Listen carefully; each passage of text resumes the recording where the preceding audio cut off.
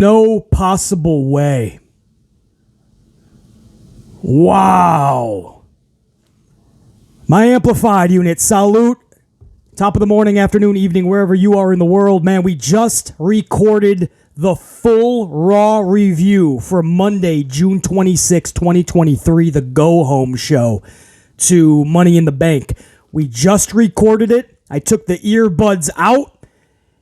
And I just got word, Collision's rating for AEW has just been released 12 minutes before the end of this recording that you're about to witness, the Raw review. 12 minutes before the Collision number came out. I was expecting a big drop from their 816,000 last week. I was expecting them to be low 700,000s.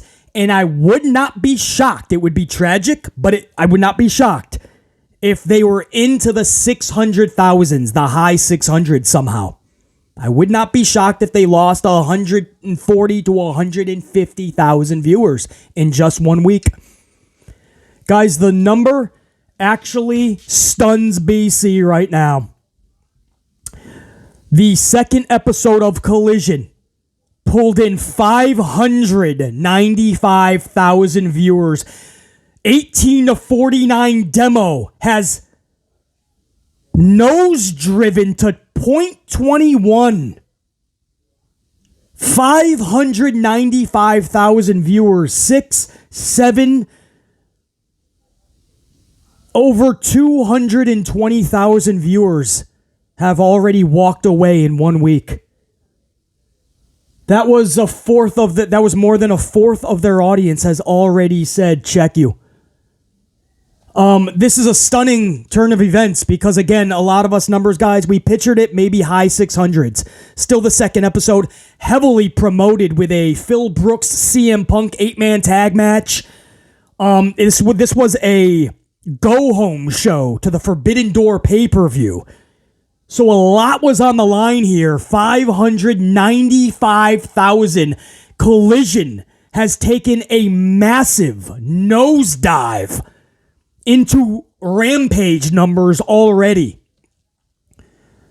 Actually, Rampage has nose-driven to high 300s, 400s now. So Rampage has unfortunately taken a dip to where eventually they're going to have to be pulled off the airwaves. An episode of Blue Bloods, an episode of Law & Order, Grey's Anatomy can pull in more viewers for much cheaper the price. But Collision, 595, guys, that's breaking news. We just recorded the Raw review. This was the first thing I saw when we were done recording, so I wanted to give that information to you guys. 595,000 viewers. They have already lost over a fourth of their audience. Over 220,000 viewers have already walked away. If you're wondering, there's going to be taped episodes of Collision. There's going to be a lot of stiff competition for Collision going forward. That's why this is not good. This was no stiff competition. You had a little bit of College World Series, something like that. You had a baseball game. I think it was Texas, LA. So it takes center. Their high rating was a 1-4, so that was nothing that was going to take too many wrestling fans away. 595,000. Anyway, that's going to take me a minute to comprehend that number. I knew it was going to nosedive. I was not expecting Collision to completely nosedive. For anybody that says don't care about the ratings, why is everybody worried about the ratings? Just enjoy pro wrestling. This is why. If you dip now into the 400s and eventually you're in Rampage 3, you actually have to start talking about taking the show off the air. Because this cost a lot more money than just putting a rerun show on, a sitcom. A couple of sitcoms back to back. Couple of 1-hour dramas that have already been filmed, and all you got to do is put it on the air. You might get a little less viewership, but you're still going to get the advertisements to show up, and it's going to cost you a lot less money because you still have weekly production fees on top of what they've already paid Tony Khan. I hope you guys understand how this works. So this is very, very bad, and it's good to know the ratings. 595,000 viewers, the second Collision. Hundreds of thousands of viewers have already walked away in 1 week. I'm going to get a swig of my coffee, and then I'm going to take you back to past BC, an hour ago, and you're going to get the full Raw review, 6/26/23. Let's get amplified. Wow, man. Damn.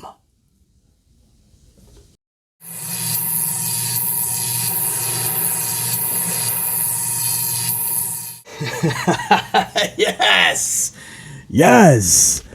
One of the biggest debuts in pro wrestling history happened last night on Monday Night Raw. It was not Carmelo Hayes, no disrespect to the NXT champion. We'll get to that and how that unfolded during this review. But last night was a giant defecto. Last night was jumping ship from AEW to WWE and joining Cody Rhodes on Monday Night Raw. Pharaoh, the Siberian Husky, Cody Rhodes' Siberian Husky, joined him last night on Raw. It was so good to see Pharaoh back on pro wrestling television. It was very odd not seeing him in AEW. I remember he made his debut 2019 All Out. Many appearances on AEW since. And even though we're having a little bit of fun with it, that was so awesome to see. They were in Savannah, Georgia. Obviously, Cody lives down there. So they said, you know what? He's making the segment. He's making his Raw debut. So salute, man, to Pharaoh, the Siberian Husky. Love that shit. I really do. He's just, man, if you're big into dogs, man, to see a completely white Siberian Husky like that with those big blue eyes, and how much Cody and Brandy Rhodes really, really love that son of a bitch. So awesome to see. So awesome debut last night. Yes, we'll get to Carmelo. We'll get serious. We'll talk about Carmelo coming up as well. Raquel Rodriguez and Ronda Rousey went face-to-face. Actually had a match last night. Face-to-face was Cody Rhodes and Dum Dum. Also, Sethington Rollins and Finn Balor came to blows. Balor and Carmelo Hayes, the NXT champion, had a matchup. Tommaso Ciampa got rocked by The Miz. Gunther takes on Sami Zayn. And we have a women's summit. All of the females in the Money in the Bank match in one ring. You knew somebody, when it was all said and done, was going to be acting like they won the match from this Saturday. You know, somebody was going to be up on the ladder, retrieving the briefcase, and acting like they already won the match Saturday. Did that happen? And who was the female at the top of the ladder? We'll go over all of it, guys. So, lot to get into on this Raw review. It is very early still. I'm running on no sleep. Usually I at least get about an hour and a half. I'm running on no sleep. A lot of business had to be conducted, and before you knew it, I was in the gym. It was supposed to be 1 hour. It turned into 2.5 hours. Leg day turned into arm day. It's a long story, man, but the point is you guys are still going to get your Raw review, all right? I got a fresh coffee. We're going to re-amplify, all right? I left it all in the gym, but we're going to re-amplify. So let me get this rocking, actually. This is our Dunkin' French Vanilla. This is the third coffee of the morning, which is not bad. By now, usually I'd be at like 5. I don't recommend it, but I'm usually down in coffee in the gym. That's not too good.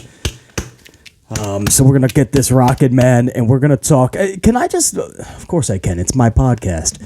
Raw review 6/26/23. I got to give a shout out over to The Miz, man. You know... Some of the best things that WWE does, and you could say it's the only good things they do, is they put their best stuff off of their television program. Case in point, some of the best storytelling I've seen outside of the Bloodline, no question. That's the only good storyline, some would say, in pro wrestling. But outside of just the Bloodline, I remember Dum Dum and Rhea Ripley going to Rey Mysterio's grandparents' house or Rey Mysterio's house during the holidays, and there would be some type of melee, right? Dum Dum's getting arrested, Ray's getting dropped at the grandparents' house by Dum Dum. Those holiday segments that were filmed just for WWE.com is some of the best segments we've seen in years in WWE. And promos. How many times have you seen people like Dolph Ziggler deliver phenomenal promos and it's not even on the show? It's like, where is that energy? Where is that passion? Where's that amplification during the show? So before I get into this review and crack this coffee, I want you guys to listen to The Miz. This was after he attacked Tommaso. This is on WWE.com, I believe. And you have to hear this, man, because these are the promos we should be hearing on the television show. These are the type of promos that could captivate, right? Even from dudes like Dolph and Miz. Listen to this, please. Confronted me? He sucker punched me. I had my arms wide open. My good buddy, my good friend, Tommaso Ciampa, is back in WWE. Give me a hug, buddy. And he sucker punches me. That's the thanks I get for everything I've done for him, for all the opportunities I've given him. When he's mad that I didn't call him. Oh, he didn't call me. He didn't text me. Boo freaking who? I don't call anybody. You call me. We were just in Cleveland, my hometown. You think I called any of my friends that I went to high school with? My longtime friends? No. I don't call them. They call me. They want to hang out with me. I'm the superstar. Do we understand that? Put some respect on my name. I am tired of the lack of respect that I get. I'm the two-time Grand Slam champion. What's he done? Granted, he is an immense talent. There is no denying the talent that he has. But he has not done it here in WWE. I'm the veteran. Anything else? No, because you don't matter. I matter. Love it. Love it, guys. It's something simple like that, right? Not to a lot of you guys are like, all right, that wasn't bad, basically. Man, put that on the program. After he attacks Tommaso, right to the back. He's so pissed, he's grabbing his back. He just wants to get the fuck out. He's just pissed. He's done being Jobber Miz. He's done being treated with such disrespect. He's grabbing his back. He's done. And Byron catches up to him. And on Monday Night Raw, that's the promo you get. It's simple. Tell the story, man. I felt that shit, you know? It's, man, where's that on the programs? Where is that? That type of passion, that type of amplification. What made people larger than life back in the day? People that today would get panned for their pro wrestling skills, like some of my favorites, The Ultimate Warrior. Why I believed in everything he did, even when his promos, I didn't understand any of it. You listen to an Ultimate Warrior promo, you're probably more confused coming out of it than going in. But you were captivated. You were going to be at the edge of your seat for his matches. It wasn't for his moves. It wasn't for his immense wrestling ability. He made you believe, man. He was so amplified, screaming, right? Roddy Piper, Hulk Hogan, Ric Flair, Macho Man, Randy Savage, yeah. All of them had one thing in common. Yes, they screamed a lot, right? They got you amplified. They got emotion from you, right? Promos today, it's just like we're just talking, man. We're just like, hey, man, I'm going to go out there and I'm going to, whether it's a Baron Corbin or a Ricochet, doesn't matter if it's heel, face, everybody's just kind of talking, right? It's a different era now. We just talk, we're not all rated up and we're not screaming. All right, well, you don't have to be fucking taking juice, but you can still scream. You can still get amplified, You shouldn't have a podcaster that has to be amplified more than the wrestlers. I miss these. Dolph Ziggler cuts so many of these backstage. You'll never see half of Dolph's. And I'm being generous. 90% of Dolph's promos you won't even see. And it's a shame because all 90% of them, usually anyway, pretty good. Like, really good. Like, they should be on the show. So I had to give a shout out over to Miz. And real quick, now this is just talking, but this is somebody who got defeated last night on the grandest stage. This was a big stage for him. To him, it's the grandest stage. Monday Night Raw. He's the NXT champion, Carmelo Hayes. Now, I'm not a big fan of Carmelo Hayes. I'm just not. It doesn't captivate BC, and I think Trick Williams being a cheerleader like he is just puts me off. But after he got defeated by Balor, and I'm not saying that's the right decision, we'll go over that during the review, but I want you guys to listen to this heartfelt promo afterwards, not on the show, of course, it's too good to be on Raw. Listen to Carmelo Hayes, man, and this genuineness really just, I was like, damn, all right, I'm going to give this dude a second look. I might be on board with Carmelo Hayes, man. Listen to this. This is pretty good. This was after WWE.com, one of those type of deals. Yeah, I mean, shoot, I can't take away from Finn Balor, Judgment Day. I mean, Finn's one of the best in the world. If I got to take a loss to one of the best in the world, I can accept that. But listen, the important thing is tomorrow night against Baron Corbin for the NXT Championship. I'm not 100%, but I believe I can beat Baron at 75%, at 50%, at 25%. I know he's going to put up a great fight, but I'm ready, man. I might take a loss, but I look in the mirror and I'm still Carmelo Hayes, so that's a W. There you go, man. Very humble. I know you guys can't see the video itself, but very humble, very... Dude, I got beat. I came to Raw. I I really wanted to test myself here, the best of the best, and Balor got the best of me.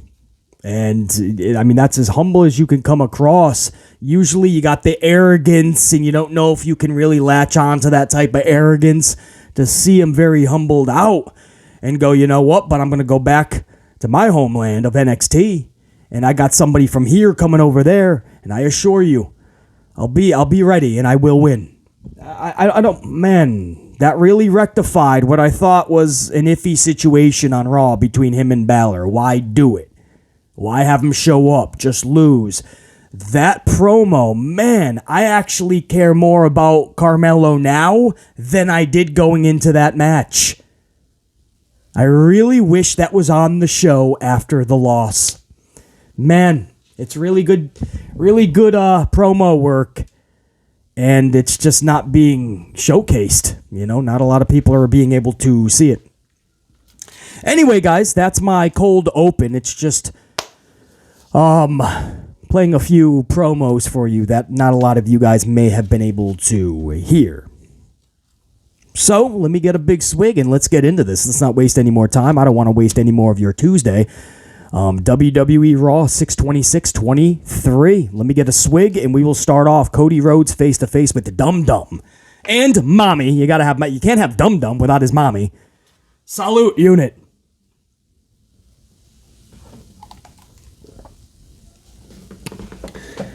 Now, Cody Rhodes face-to-face with Dum Dum. No physicality here, but it was good friction and heat between the two. Crowd was into it. I missed the first half of this. I gotta have full transparency. The first half of this I completely missed. We were actually live on the channel, and we went a little bit over time. I was planning on being done before Raw hit the air. Instead, BC was competing directly with Raw. So, thankfully, a few thousand of you guys have caught that stream. But for those that didn't know, I was actually live last night going into Raw. Unfortunately, I didn't want to do that. We were having a lot of fun. It was just an awesome live stream. For every Amplified Unit member that caught that stream live, thank you so much. That was so much fun, man. We started just having a lot of fun with the people that think that Vince McMahon is to blame for everything and Paul Levesque is off the hook. Never, ever, ever say a bad word about Paul Levesque. 3 H's is immune to criticism.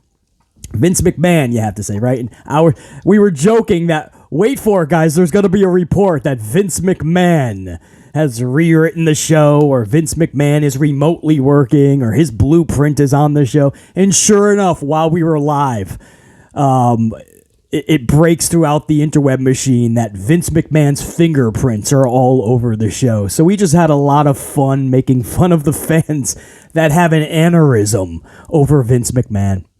A lot of them claim that they saw an amazing pay-per-view from another company on Sunday night. But they weren't even talking about that come Monday. They were just talking about WWE and how Vince McMahon's destroying the world of wrestling. But I thought you just had a really good pay-per-view on Sunday night with your other company. Talk about that. Relax, man. RELAX. Relax. Whew. Deep breath, man. It's going to be all right. Don't let Vince McMahon give you a heart attack. It ain't worth it, man. Talk about the other 3 letters that put on a really good pay-per-view. That's what a lot of you guys said on Sunday night. No, you're not talking about that. That's a problem. It shows you that WWE still carries so much weight. No matter what any other company does, WWE is where the focus is. And Vince McMahon, once again, just making the community irate before the show even hits the airwaves. Now, this was absolutely not one of their best shows. Was it even good? We're going to talk about it. That's a stretch. But this was not one of the worst Raws I've ever, trust me. So the way that the community was crying hours before the show, guys, it was, I mean, it's hilariously tragic. I mean, you would think that Vince McMahon literally burned their house down, stole their dog, and tooled their old lady.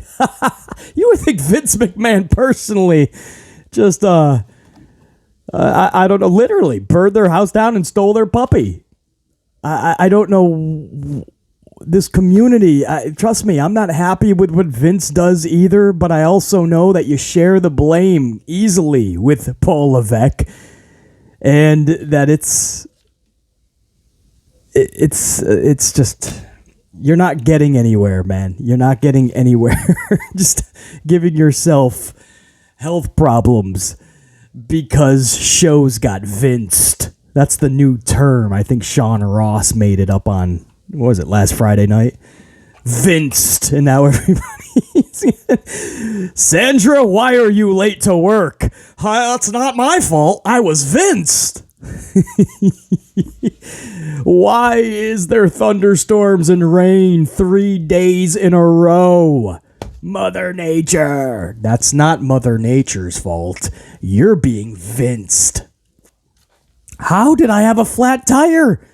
I haven't driven the car in 6 days. I've been on airplanes and trains all week. How do you not know how you got a flat tire? You've been vinced. I ordered a meatball parmesan, and I got no meatballs. It's just a parmesan. You've been vinced. What do you want to do? Of course you weren't going to get meatballs. You got vinced, man. You should have known when you were ordering you were going to get vinced. Anyway, my point is we had a lot of fun with that on the podcast. There's a portion of the wrestling community, they wake up thinking Vince McMahon, they go to bed with a headache thinking, Vince McMahon, why? Let Paul Levesque out of the closet. Untie Levesque. Relax. It's going to be all right, man. It's going to be all right. Keep talking about the other company. They put on a good show Sunday, right? That's what you say you love. You said screw this company. But all your focus is on this company. Doesn't make sense. What does Becky Lynch call them? You little weirdos. Oh, you little weirdos. Little weirdos. Anyway, guys. All right. So, full transparency.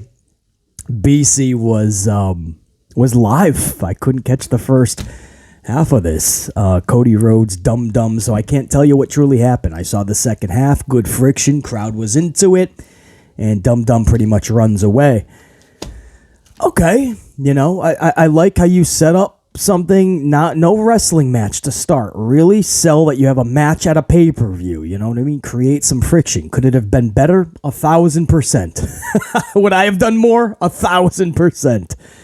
But it set up something for later because there was going to be a match with Cody later in the night, the main event with Damian Priest, and you would see Dum Dum show back up. And he would get his cheap shot in. So it pretty much just set up the end of the night. First matchup of the night was Shinsuke Nakamura versus Ricochet in a rematch of a rematch. We've seen Shinsuke versus Bronson Reed, Ricochet versus Bronson Reed, Shinsuke versus Ricochet. It's really weird what they're doing with these three. But here we go again. Shinsuke versus Ricochet, rematch of a rematch. Bronson Reed is at ringside, and he's dressed up like a bouncer at a dive bar. If you guys saw Bronson Reed last night, a dive bar or a really bad, run-down strip club, Bronson's got the black dungarees on. He's got a black shirt, black sports coat, black sunglasses. He's smiling at commentary. I felt like I was back at a dive bar in a small town in the middle of nowhere. Too funny, man. Bronson Reed. In fact, he didn't last long. He actually got ejected from the match. They were like poking, they were making fun of him. Bootleg bouncer. I don't know what they were saying, but Bronson's like, stop making fun of me. And he jumps up on the apron, and the referee is like, You're. He drinks some coffee. He re-amplifies. The referee's getting amplified. You know how they do the fucking roll. I love it. And he's like, you, yes, you're out of here. Bronson's DOS boot. Instant DOS boot. Referee didn't even give this dude a chance. If he was like just in his little singlet or whatever, and he was looking like a beast, the ref would be like, all right, you can stay wherever the fuck you want. Because he looks like a bootleg bouncer at a dive bar, the referee is like, what are you? I can take you. You're out of here. So Bronson's gone. Shinsuke versus Ricochet can continue without any bouncers at ringside. Ricochet pins Nakamura via shooting star. Shinsuke completely is 50-50 booked at this point. You guys know that. I have a statistic for you here, or at least a footnote is what we call that in the podcasting world. This footnote, Shinsuke completely 50-50 booked since Raw May 8th when he lost to Sethington. May 8th. He is now 4 of 11 since. 4 wins out of his last 11 matches. That's 4 wins, 7 losses. So it's worse than 50-50 booked. Now, my question is, how does this help him going into Money in the Bank? How does this help anybody, really? But especially Shinsuke, like just having him in there and take this loss on a Monday Night Raw. How does this make anybody go, whoa, man, did you see how Shinsuke lost to Ricochet?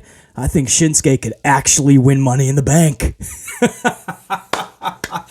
Like, let's think about this, guys, please. Who is honestly going, man, Shinsuke's loss on Monday, he's the sleeper. It's gotta be Shinsuke, bro. It's gotta be Shinsuke.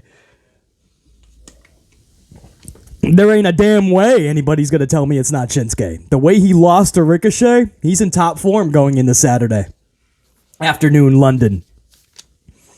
Very odd. Backstage, Gunther takes out Matt Scooter McGee Riddle, man. Takes out his leg or his ankle. That's smart if you think about it, right? You take out his foot, it's going to be much harder to scoot down to the ringside, right? You got to leave the scooter behind. You're going to have to walk like a human, right? And it's harder to walk with flip-flops, too. If you know that you're going out in the day and you're going to walk a long way. Like if you go to Epcot down in Orlando, the average steps that you get, you ever see the steps thing on your cell phone, how many steps you walked in the day? This is a true statistic. If you ever go to Epcot, the average is 26,000 steps. If you were to do the whole world showcase and do some back and forths, 26,000 steps. You're probably not going to wear flip-flops for the day, or you're really going to be hurting, right? So this is smart. You're taking out everything that makes Matt Riddle. You're taking away the scooter. You're taking away his flip-flops, right? Now, all Gunther has to do is one more thing. Take away the nail polish somehow. I don't know. What do? Do you snap the fingers back, right? Break some fingers so he can't fucking do his nail polish? All right. We're not going to get into the nail polish on Riddle. I know. It's 2023 BC. Men can wear nail polish. It's perfectly acceptable. Moving on. I don't even know what we're talking about anymore, bro. Imagine if I saw a dude in the fucking gym nail polish. How's it going, buddy? What color is that? Fuchsia? Oh, man. It's early. I told you guys, man. I'm on no sleep. We just rock it out. Thank you for joining. Hey, anybody that's viewing this right now, man. Much love and respect to every single Amplified unit member, all my red team, honestly. And to my gold team, my channel members, guys, I can't thank you enough. My channel members, it means so much. 6 months ago, we started channel membership, and you guys made it something special. Salute. All right, so that's my moment of seriousness. Now I'm going to go back to Wacky World here, man. Now I'm going back to Delirious BC. Ronda Rousey is up next. She defeats Raquel Rodriguez via pinfall. This was a submission into a pin. Liv Morgan hits ringside during this match to take out Shayna Baszler, but that did nothing for Raquel. Literally nada. Match time clocked in just over 3 minutes. You could tell it was heavily rehearsed too. I know it's Pro Wrestling BC. Of course it's rehearsed. I mean extra. You can tell when Ronda Rousey matches are heavily rehearsed because she's a little ahead of herself. If you know, you know. If you know how to truly critique pro wrestling, she's a little bit ahead of the pacing. So instead of letting something breathe, she's already anticipating the next clothesline, but her opponent didn't get around yet. You know, she's up, but she's not turned around, so Rousey's already ready to duck. Well, how do you know she's hitting a clothesline? The timing's off, and it's because it's so heavily rehearsed. You see that a lot with pro wrestlers or people transitioning into pro wrestling, and when timing is off and pacing is off, it's going to look a little awkward, and that's what happens a lot in Ronda matches. And that's not shade to Ronda. She's had really good matches as well. But there's just those matches that are heavily rehearsed. And because this was only 3 minutes, they probably rehearsed this probably 12 times. So she was anticipating everything, and it was just a little off because of that. On top of that, I would have to ask, you have Raquel Rodriguez. I'm not a fan, right? I fully admit that, and that's not shade. I'm not a fan. It's up to the company to get me interested in something. She had a face-to-face. It was like a week or two ago. She had a good face-to-face backstage. It was really quick, really brief. Maybe you guys missed it. You were taking a shit, making a fucking ham and cheese. Who knows? Playing in traffic, twiddling your thumbs. I don't know what you were doing, but maybe you missed it. But Raquel is face-to-face with Rhea Ripley. It was really quick backstage. Raquel was going to the ring. Rhea was just like, I don't know, eating nachos in gorilla position. I don't know. Good face-to-face. It made me think, damn, if done correctly, that could be fun. And then here we are like a week later, and she's just losing to Ronda Rousey. Now, of course, it's Ronda Rousey. Anytime she beats anybody, it's going to be believable. I just don't know A, why you would book Raquel that way, and B, what's that really doing for the tag title situation Saturday afternoon, London? Would that be nighttime in London? Yeah, it's afternoon for us, so that must mean that that's their prime time. I'm not sure. JR9 Gaming, help me out on that, man. What's your timing on the start time? For us, it's 3 p.m. Eastern time, so that's going to be an afternoon show. Catch that. Would love to do that live. That'd be interesting. Anyway, I'm future planning. But what is that doing? They're not winning the tag titles from Shayna and Ronda. I mean, if you play musical chairs with those fucking titles, if you play merry-go-round, if you play hot potato, whether you want to see Shayna and Ronda with those titles or not, I don't even give a shit. I mean, it's got to stay on somebody, two people for a minute. Just sit down and make a division. Make a division. You can't just keep swapping titles on people. Liv and Raquel get titles back, and then what? What do you do? What do you do? I'm asking, seriously, what do you do? Liv is now once again hunkered down in a tag team. Raquel seems like she has what's that called? It's like separation anxiety when you can't like be by yourself. You need people with. It's like she always has to be with somebody. They attached her with, and they always get injured. They attached her with Aaliyah. Aaliyah gets injured. So then they put her with Shotzi. Shotzi gets injured. Then they put her with Liv Morgan. Liv Morgan got injured. They put her back with Shotzi. Shotzi has the little fucking the little arm thing, little nagging injury. She's out. Then they put her. I don't know if that's the reason it got scrapped with Bayley, but she had a little bit of a nagging arm injury. So Shotzi gets re-injured, going back to Raquel. Liv comes back. Man, at this point, if I'm Liv, I don't want to have a match involved with Raquel, even if I'm teaming with her, because that's the doomsday device. Raquel is the common denominator in every tag team partner of hers getting injured. You're just not going to put it back on Liv and Raquel. So Raquel losing this match, I highly question the booking of this. Other than that, that's all I have for you, man. I don't know. On paper, I don't mind the matchup. Raquel versus Ronda. Kind of intrigues me. Two beasts. If it wasn't so heavily rehearsed and you just let them rock out, that could have been a lot of fun last night, guys, actually. Unfortunately, we'll never know. It was too heavily rehearsed. Maybe we'll get a little bit more realism this Saturday. Maybe they'll let them go a little bit more freely. I think for Ronda, I don't think she puts enough into this.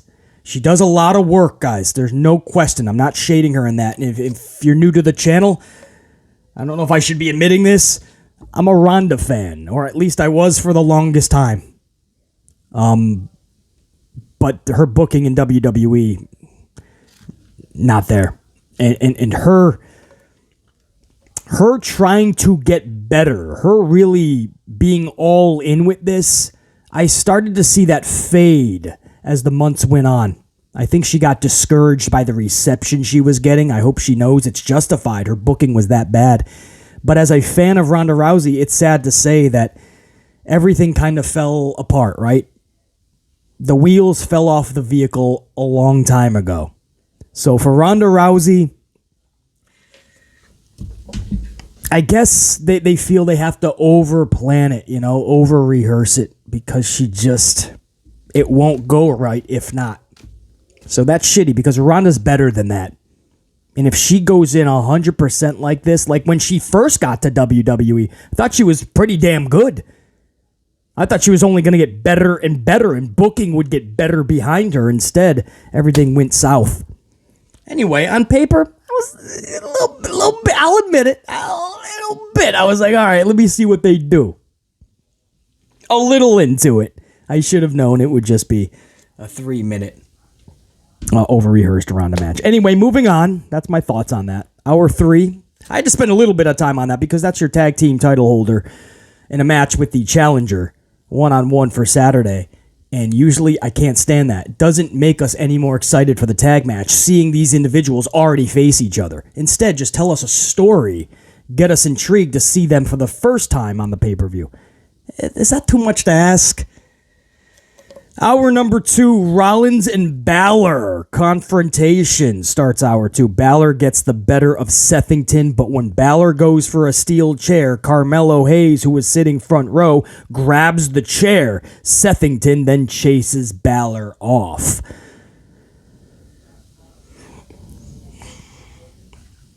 Okay.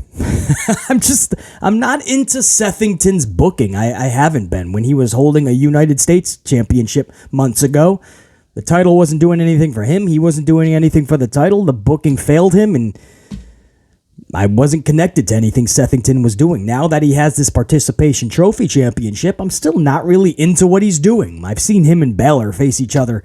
Him and Balor faced each other 12 times. Slight exaggeration. I don't need to see this Saturday afternoon. Man, I don't know. We could have... This is where BC just gets uber creative. You have a character like Balor in a group like Judgment Day. And you have this Sethington Rollins character who... Slowly but surely, he's losing the Joker aspect of his character, and I'm fine with that. I never completely understood it. But he's a little wild, right? And you have Judgment. You could have, storyline-wise, done some epic shit. I'm not saying you had to do some Undertaker, Steph McMahon crucifixion type shit. Remember that back in the day? We were just talking about that last night, actually. But this is one of those moments you could have had. Create a moment where Judgment Day does something horrendous to Sethington, and you really remember it to the point where that alone is going to make you fork over the money for the pay-per-view premium live event this Saturday. You know, like, this is one of those matches, storylines, feuds, whatever you want to call it. This is one of those that should have had a big moment in it. It never had a big moment. Balor's just kind of attacking Sethington. And we just keep repeating the process. It's not really creative. So I feel they dropped the ball there, but that's BC being uber creative. That's BC being bare minimum creative, actually. But my bare minimum creative is uber creative to today's writers.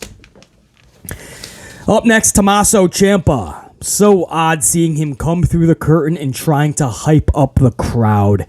It does not fit him at all. If you guys saw last night, Tommaso comes out and he's like, come on, yeah, let's go. And I'm like, what are you, a member of the Spirit Squad? Are you going to start doing some cheers? C-I-A-M-P. Hey, what does it spell? Ciampa. What are we doing? He's hyping up the... No, come through the curtain, man, and let us be in awe of the presence of Tommaso Ciampa. He's hyping up the crowd. Didn't last long anyway. Miz came out, and Miz attacks him from behind in the aisleway. Even hits a skull-crushing finale, and Ciampa is out cold, man. Usually I say the lights are on, but nobody's home. No, the lights were off. Everything was off. I mean, Tommaso sold this thing like you ever see Wizard of Oz? The house gets dropped on the Wicked Witch of the North? No, the North was the Cinderella type witch. East? South? Southeast? Which witch got fucking crushed by the house? Anyway, you would have thought Tommaso got crushed by the house. Tommaso's out cold.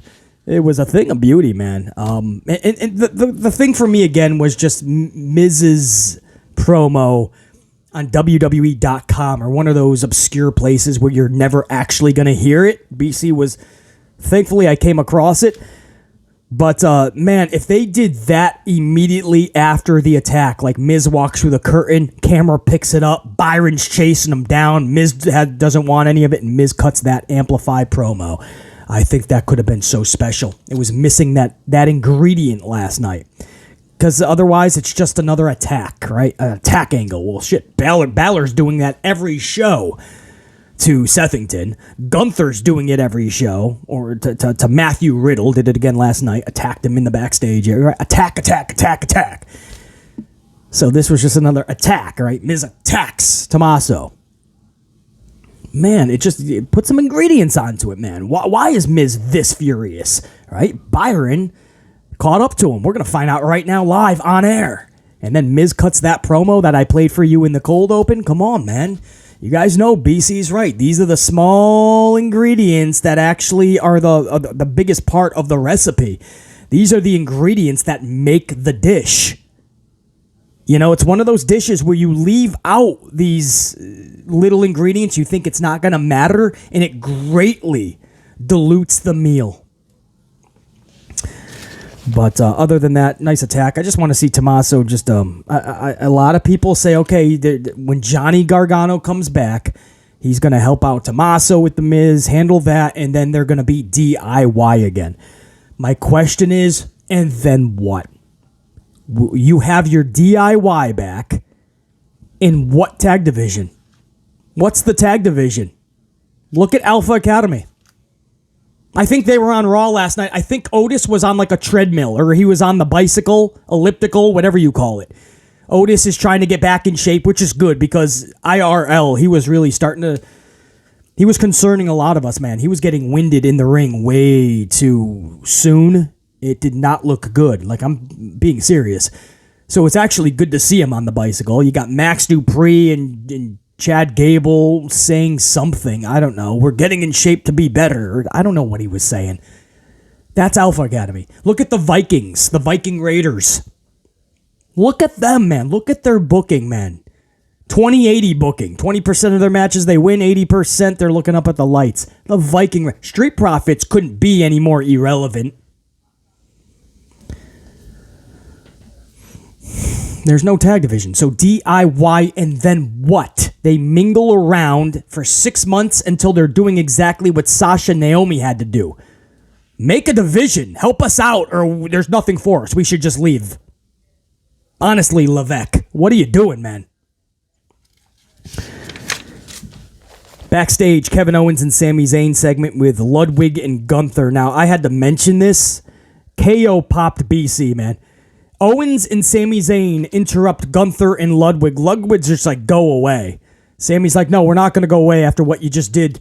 Why are you here or something like that? And Sami's like, you know why we're here. And Owens looks at Sami and goes, why are we here? Why? I don't even know why we're here. And Sami's like, they just took out Matt Riddle's ankle. And Owens is like, oh, well, I don't care about Matt. Why do we care about Matt Riddle? I don't care about Matt Riddle. And Sami's like, yes, we do care about Matt Riddle because they took him out. Oh, that's right. You broke Matt Riddle's ankle. How dare you? Bro, come on.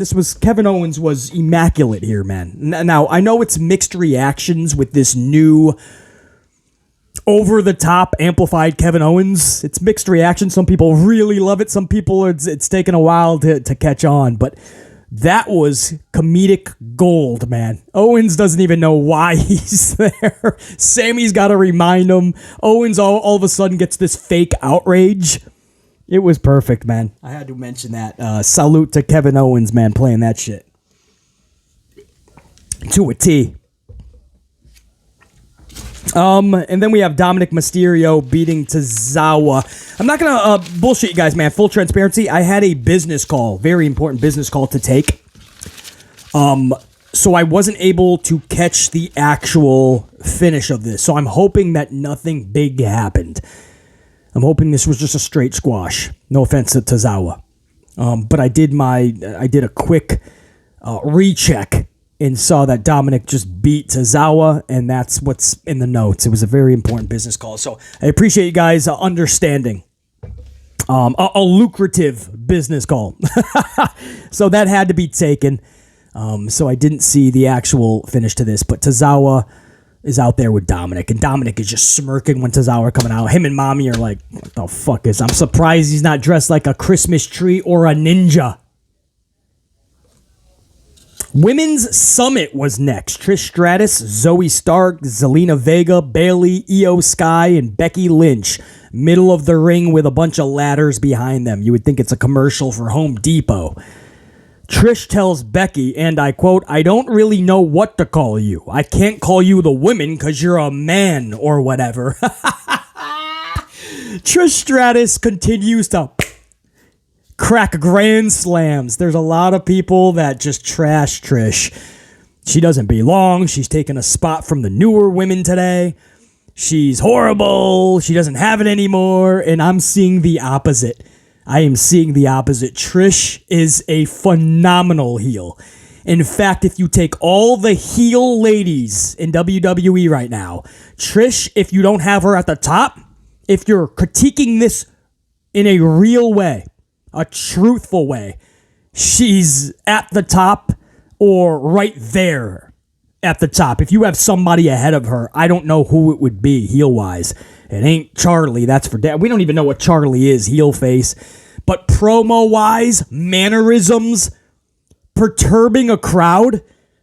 I told you guys last month when she looked at the dude in the front row and said, is that your wife? And he goes, yeah. And she goes, call me. Still, even though she found out his wife is sitting next to him, she's like, call me. It was all on camera. That's Trish. You don't see that with other females. You guys, you don't. And I respect them all. You don't see it. Rhea Ripley, right? On the stick. You don't hear that from her. Rhea still is kind of rough on the mic. She's still kind of finding her way on the microphone, Rhea Ripley. She'll get there. I'm hoping. But Trish, she just owns that shit. You don't have to like it. I totally understand. That's preference. A lot of you guys just say, BC, I totally get you, man. I totally see Trish is value. I just don't like it. And I totally respect that. right? That's being honest. I just don't like it. But I totally see Trish is no worse than anybody else. I mean, right? I see why she's there. And the knowledge that she can help these wrestlers with, man. That doesn't have to do with the skill or the move-for-move sequences, right? She can tell you about mannerisms and just irking the crowd, fucking with the crowd, right? It's those little things that make these segments and these appearances more special. So Trish Stratus with that line, I don't even know what to call you. I'd say you're a woman, but you're a man or whatever. She did not. Trish Stratus did not, bro. And of course, Becky got pissed, so Becky just pops her right in the mug, dude, and this set off a melee. Becky gives her the right fist for that comment. That starts the melee. Io takes out everybody with a moonsault. Io is basically the bowling ball, and everybody else is the pins on the outside, hugging each other, waiting for the bowling ball to fall on them. Right? Let's act like we're fighting, but hug each other so we can catch whoever's going to dive on us. And then they wait for 10 seconds, and here goes Io. I hate that spot. Love Io. I just hate that spot. That every wrestler that's a high flyer, a flipper, and a diver these days has to do that spot. So Io takes out everybody with the moonsault, and this just leaves Becky Lynch in the ring to climb up the ladder and retrieve the briefcase, as if she actually won the match this Saturday, right? And Kevin Patrick, the goofball that he is, and I quote Kevin Patrick on commentary, he says, "We're looking at Becky in the bank." It's one of those moments where you gotta say, what am I doing with my Monday night? You know what I mean? Could I be doing something else, possibly? Kevin Patrick, you're looking at Becky in the bank. Becky in the bank. Becky in the bank. Pro wrestling in 2023. You're looking at Becky in the bank. BC was like, what are we doing here, man? What are we doing? All right, lost where I was, and then it's one of those mornings, man. Lost where I was on the notes. I got it. We're good. Big swig. Gunther, Sami Zayn was next. Obviously, this was a good match. It's Gunther and Sami Zayn, and this shows you that Paul Levesque was absolutely calling shots. I'm not saying Vince had no part of the show. He is still running the company, and he's in weeds. But in those same weeds, on his knees, doing who knows what to Vince, is 3 H's. So this shows you Gunther and Sami Zayn with a long matchup, right? Good wrestling! Okay, well, that's what H can do, right? H isn't very creative, but he can. That's why his takeovers were good. You put up 5 matches and you just let him wrestle, right? Okay, and you let fucking Dusty and Regal and all those other people set up really good storylines during the weekly shows, and you just get to be Papa H. But we're going to act like Papa H was the reason NXT was uber successful. H and only him for those 2 to 3 golden years. No, he puts the, he can put matches and say wrestle. Okay, well, thank you, our savior, Triple H. So, but we heard that Vince's fingerprints are all over this. Well, I saw a lot of wrestling last night, and that's not Vincent Kennedy. But the problem is, just a lot of wrestling doesn't excite BC either. I still need storylines that captivate. I need a reason for the wrestling match. I need to care about it. This was a good match. Okay. It was a good finish, too, with Ludwig distracting the ref and Giovanni Vinci hits Zayn with one of his crutches. And then Gunther hits his Gunther bomb for the 1-2-3 pinfall victory over Zayn. Post-match, Kevin Owens and Scooter McGee hit the ring to chase off the heels. Okay. What am I supposed to say? I got a wrestling match on a wrestling show. Cool. I guess that's where it ends, because Gunther beating Sami Zayn doesn't make me any more excited to see Gunther versus Matt Riddle for the IC title at Money in the Bank. You get what I'm saying, guys? Like, that's the match. It's been confirmed, by the way, after Raw went off the air. Matt Riddle versus Gunther, Money in the Bank. So Gunther versus Sami Zayn doesn't do anything for that, so we're just seeing a wrestling match. Okay. I've seen 1 billion wrestling matches in my lifetime. I'll see 1 billion more. You can see great wrestling at the local bingo hall. But okay, go ahead. Sammy versus Gunther, wrestle for me. And then post-match, Matt Riddle and Kevin Owens rush to the ring so that Ludwig and a gimp Vinci can't do any more damage onto Sami Zayn. Again, I just ask bare minimum simplistic questioning here. What does this do for your interest for Money in the Bank? And if you ask yourself that question, your truthful answer would most likely be nothing, BC. Or maybe I found it entertaining, BC, but it did nothing for Money in the Bank. And that's what's sad. Go-home shows used to really set the table for the pay-per-view coming up. Go-home shows, man, that was that final exclamation point. There was no doubt you were forking over your money for the pay-per-view. These days, you're already subscribed to the Peacock or the subscription service, so they feel like they already got you, so they don't really got to do anything. We'll just put them in a match, and then you two just go down there and chase off the heels. Who cares if they watch? They're already paid for the subscription service. Finn Balor versus Carmelo Hayes, the NXT champion. Mello with his Winnie the Pooh Otis crop top shirt. Is that what they call them? Crop tops? You see Carmelo. You see this in NXT too, but it was just funny to see it on him coming down in the entrance for Monday Night Raw, and his shirt stops at like above his belly button, like the girls wear on their way to the beach or just walking through the mall, so their whole stomach is showing. I call it the Winnie the Pooh crop top. Or Otis. But Otis, it literally just doesn't fit. Actually, Winnie the Pooh, it doesn't fit either. That's probably why it doesn't go all the way down. But Carmelo seems to be in decent shape. I don't know what the crop top thing is on him. It just looked really funny. The Winnie the Pooh, Otis crop top. NXT talent on Raw. Raw on NXT. I wouldn't mind this if the audience had more of a valid reason, right? What's the reasoning? Well, BC, Carmelo's involved with something with Baron, and Balor did show up to NXT to take out Sethington in his match with Braun, so him and Carmelo had a run-in backstage, and not everybody's going to know that, man. You can't expect... This crowd had no idea why this NXT dude is even in the ring. Go back, listen to the crowd, watch them. Now, the match ended up being damn good, a calling card for Carmelo, so the crowd started to get more and more into it. But if you gave the audience more of a valid reason, an understanding beforehand, right? This could be more effective. Just shucking out your NXT champion out of nowhere. It could have been better, guys. It should have been. I'm just being... I wouldn't mind this necessarily if just done more properly. Balor defeats Hayes via pinfall from a coup de grace. Now, my first instinct here, my first thought, why is your NXT champion... Why would you have your NXT champion lose on a stage like that? It's dumbfounding, right?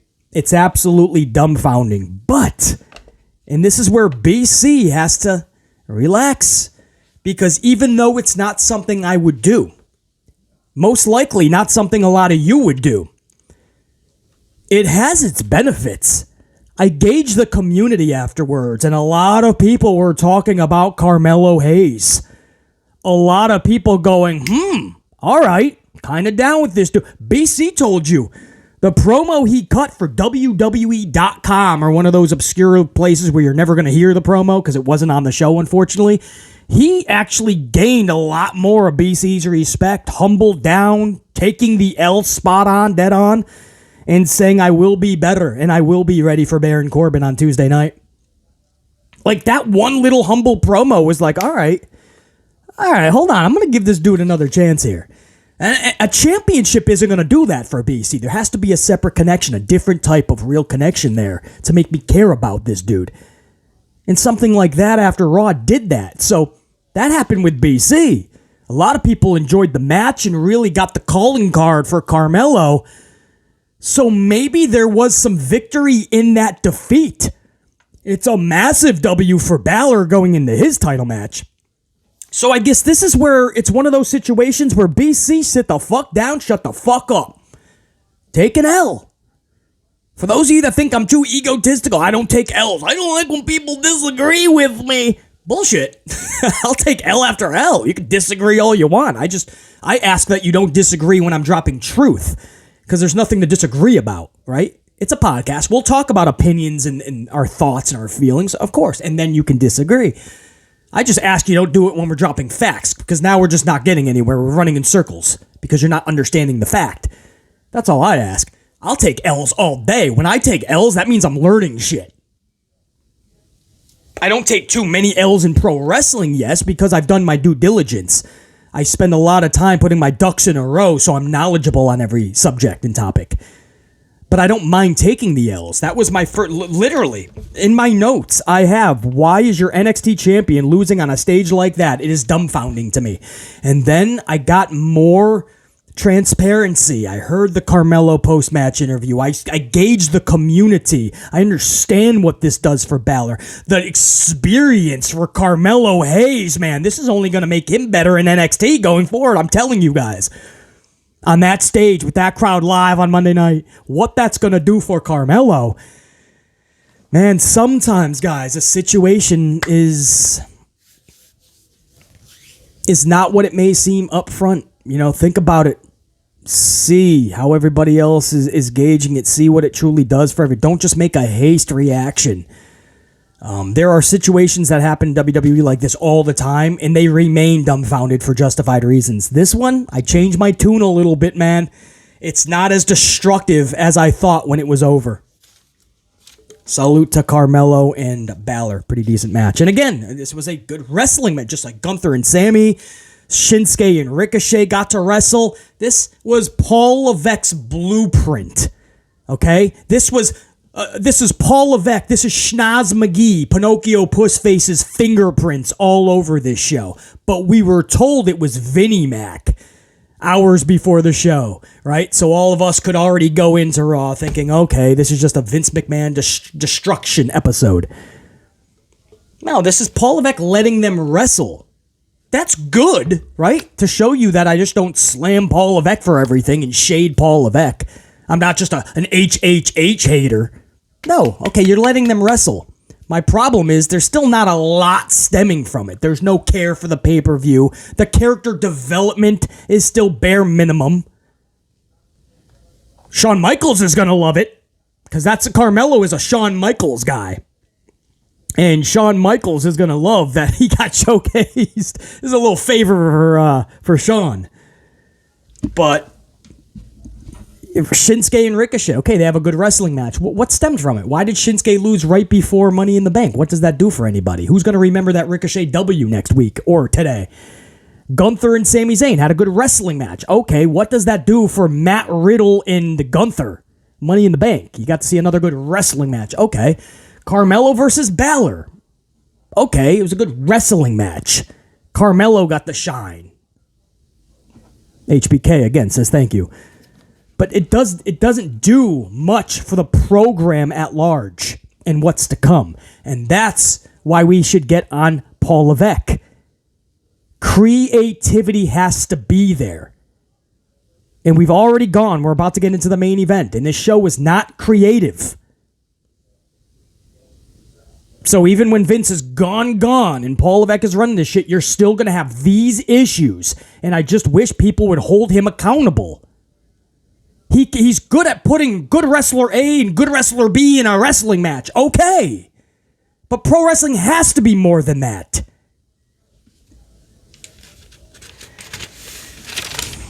Main event, Cody Rhodes versus Damian Priest. This was a good match. Gave him over 15 minutes of rest. This is what I mean. This was Paul Levesque just putting a bunch of matches out there, right?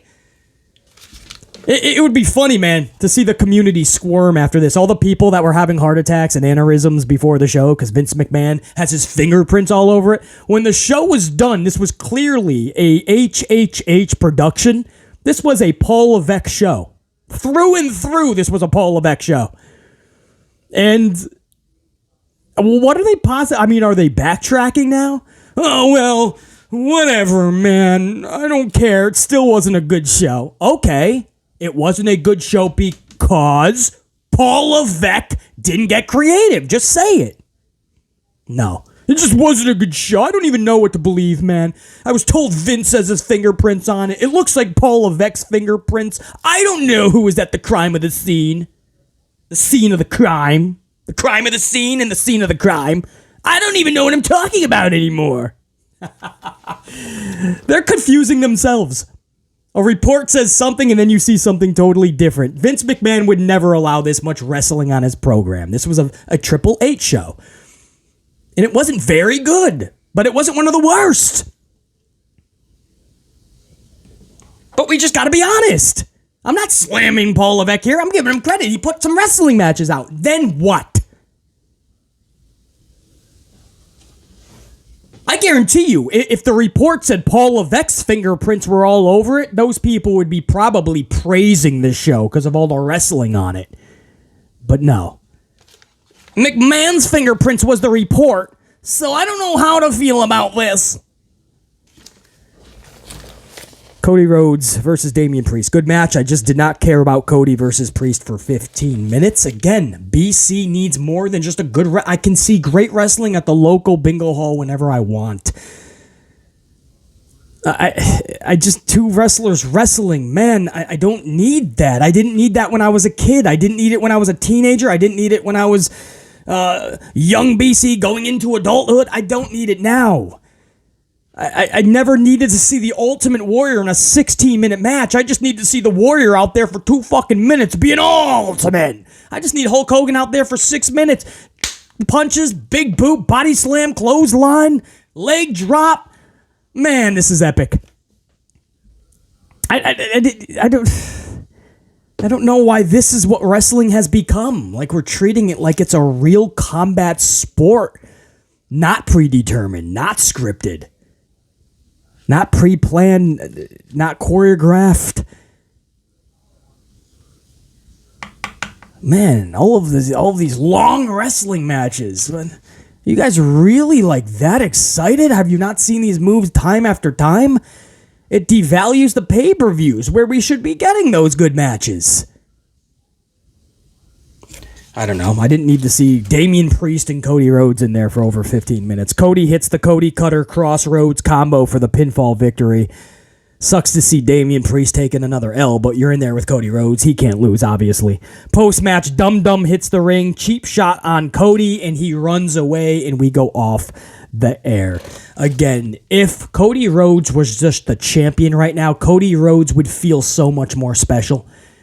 Cody Rhodes is just a dude who I can't help but feel like ever since Mania, it's a dude where they're just trying their hardest to get him back to the level he was at Mania. The crowd still pops for him. That's the testament to how amazing Cody is and how he does captivate an audience. But the magic is gone. The magic was there at Mania, and Paul Levesque killed the magic. And no matter what they do, the magic is just not there. If he was the champion, and it would make Roman's whole thing with the bloodline and why he totally snapped on everybody because he lost the title. And before he goes back after it, man, the implosion of the bloodline happens first. This is a good time where Roman could be doing something different and not worrying about the title. Instead, they kept it on Roman, and guys, he hasn't defended in 4 months. Next week will be July. It'll be 4 months, because April 2nd, we talked about this yesterday. April 2nd was the last time he defended. So all of April, May, all of June, next week is July, and there's no title defense planned for him in July. So that's going to be 4 months, at least 120 days. 4 months is a third of the year that this guy hasn't even sniffed a title match, and he's the champion. He didn't need the title for everything he was doing, guys. He went home for 2 months, came back to 2 tag team matches at the pay-per-view. Night of Champions and now Money in the Bank. Tag team matches. After 2 months of staying home. There's no reason for Roman to have a title. His big storyline is the family implosion. That would have made more sense if he didn't have the title. And the Usos lost theirs, and the bloodline is not as prestigious as they once were, so Roman is pissed. Makes more sense. And everything Cody's doing. Cody with that title. Ending Raw. That's special. Instead, I just see a guy who failed on the greatest stage, and he's winning Monday Night Raw matches, though. It just seems like a consolation prize. That was Monday Night Raw, 6/26/23. All the talk on that is over with, guys. Next up, well, SmackDown first. But that was the go-home show Monday Night Raw-wise. So basically where we're at now is 4 days away. Literally days, not nights if you're on the East Coast stateside. Because it's 3 p.m., I believe the event starts. 4 days away from Money in the Bank. This is it. Don't get scared now, as Macaulay Culkin would say, Home Alone. This is where we're going to see what all this was about. Are they going to go Logan Paul to win the men's Money in the Bank? Are they going Io? They had Io lose a title match a month ago at Backlash Puerto Rico. Io had to lose a title match for a month later to get a briefcase to try to get another title in the future. That's ass backwards. But I love Io. Are they really going to go Io? Are they going to go Logan Paul? You have the Civil War within the bloodline. How does that storyline either end or continue going into SummerSlam? Which it can't, or it has to be singles. I mean, Roman Reigns has to start defending the championship. He just passed Pedro Morales' 1,027 days. He is now in the top 5. Das Boot, Pedro Morales. Top 5 now is Roman. But it's easy to hold a title that long when you're just not defending it. 4 months of no defending it. I don't know what they're going to do with this bloodline story this Saturday afternoon, but we're going to find out. And Balor, I don't believe Balor's getting the championship. It's London. They got to be very careful how they're going to play this with Balor and Sethington.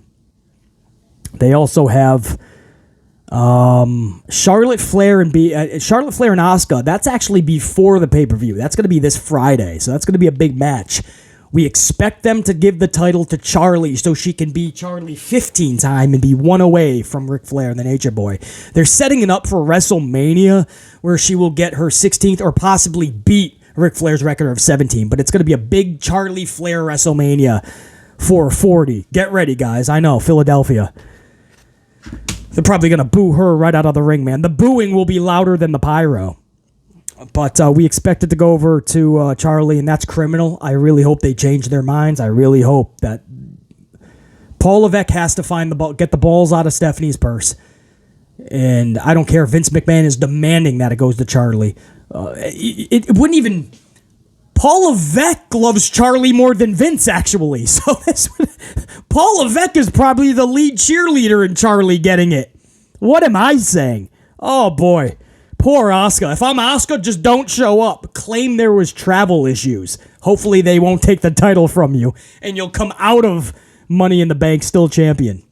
Even though they didn't even give Asuka the respect to defend it at Money in the Bank. No, they're doing it on SmackDown. I think JR9 Gaming said it best in a recent Super Thanks. When JR9 Gaming said they're too cowardly to do it at Money in the Bank. So they're going to put it on Friday night. Couldn't have said it best. I mean, that's exactly where it belongs. Ain't nobody at a pay-per-view needs to see Charlie Flair winning her 15th championship in 8 years. Meanwhile, you have somebody like Naomi who was there for 10 years and only got 2 titles. And then you wonder why she walked out with Banks. My name is BC Amplified. This was the Amped Up Podcast for Tuesday, June the 27th, 2023, featuring the Raw review for the 26th of June, Monday. So I appreciate it, guys. Until next time, and there will be a next time, Top Guy, I am out. BC saying check you.